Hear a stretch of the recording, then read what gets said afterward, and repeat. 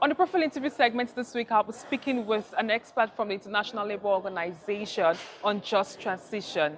It tells me it's expedient for developing nations to have a framework and policies that would guide the just transition to ensure that job cuts do not affect workers. It is good to have you on the program. Thank you for having me. A lot has been happening in the world of work, and you just finished a conversation where we have people from different nations discuss about just transition. Can you tell us why is it important for us to discuss just transition at this point in time? Well, thank you. Here in the International Labour Conference, we had today the annual forum of the Global Coalition for Social Justice. And one of the important conversations was a conversation on just transition. So, this is a very important discussion because as countries take action to address climate and environmental change, we will see two things happen in the labor markets. One is opening up a massive opportunity for creating more and possibly better jobs. In the ILO, we estimated that a low carbon and circular economy can generate up to 100 million jobs by 2030. But at the same time, there is going to be unavoidable damage. Some workers will lose income, jobs, some enterprises lose business assets. So we estimate that about 80 million jobs can be at risk if there is not reskilling, upskilling. So the debate about just transition is how do we maximize the socioeconomic opportunities and benefits of jobs, income growth, and minimize the risk of social and economic disruption, loss of jobs and income.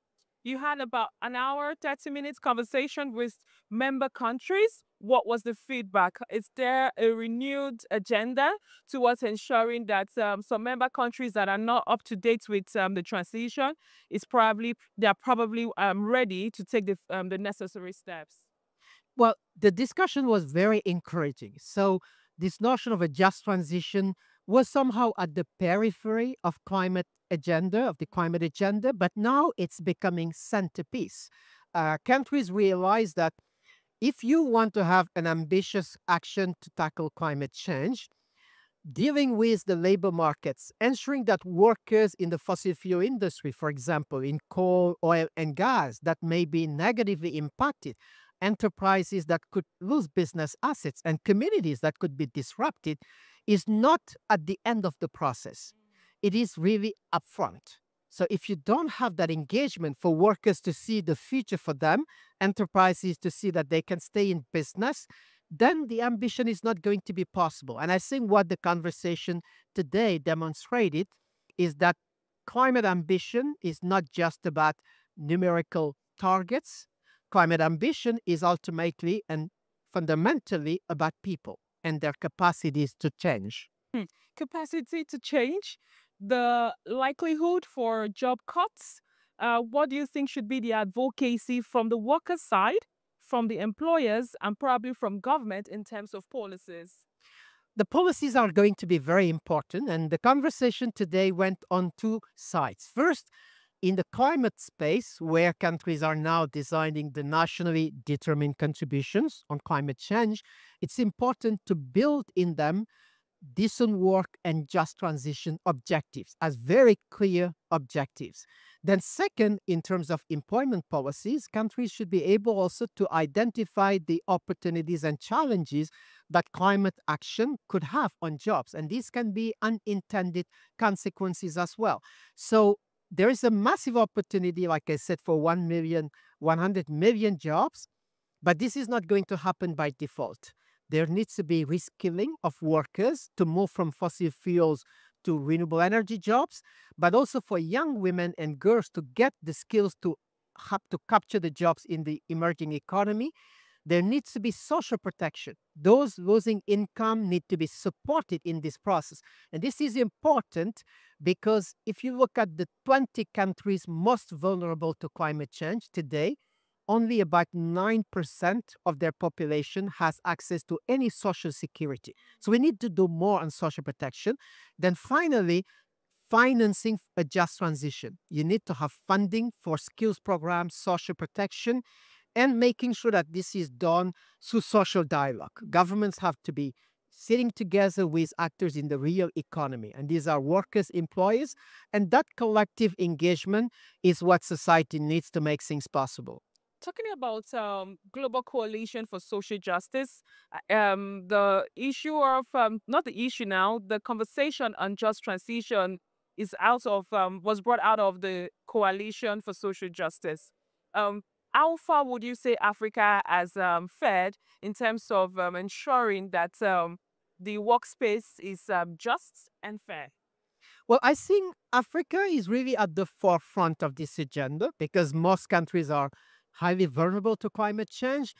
But there is also in Africa many important oil and gas producers. We heard today the story about Nigeria, how the country is in a gradual and orderly manner planning its phasing out from fossil fuels and getting into more clean energy, diversifying the energy systems, but ensuring that this leads to business and prosperity and job and income growth at the same time.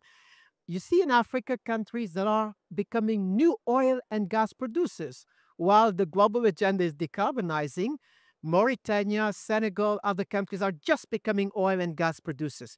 Now, these countries will certainly want to benefit from that opportunity, but at the same time, they want to avoid a lock in effect in the fossil fuel sector. So, how do you design policies to benefit from resources, revenues from oil and gas?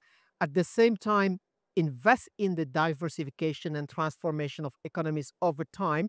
And we see that very, very much in a number of countries, from Egypt to Morocco, Namibia, very active on the hydrogen economy. So I would say Africa is really at the forefront of this agenda with governments, but also business organizations like NBI in South Africa and the trade unions. We just saw Somalia Federation of Trade Union today signing this call to action. So there's really a very positive agenda for the African region. Yes, of course, we know that there's need for more commitments, more reaffirm conversations from member countries about going forward. What do you think needs to be done in terms of ensuring that the target is met? And I would like to ask again, would you say that there is any targets by the International Labour Organization towards ensuring that we have cleaner energy and a cleaner workspace? Well, there is an agenda with very clear targets and indicators, and this agenda is the 2030 agenda, the Sustainable Development Goals that must be achieved by 2030. Obviously, in some of these goals, including the target goal 13 on climate action, there is anxiety as to whether the goals of the Paris Agreement would be achieved. But at the same time, I think the political will is there.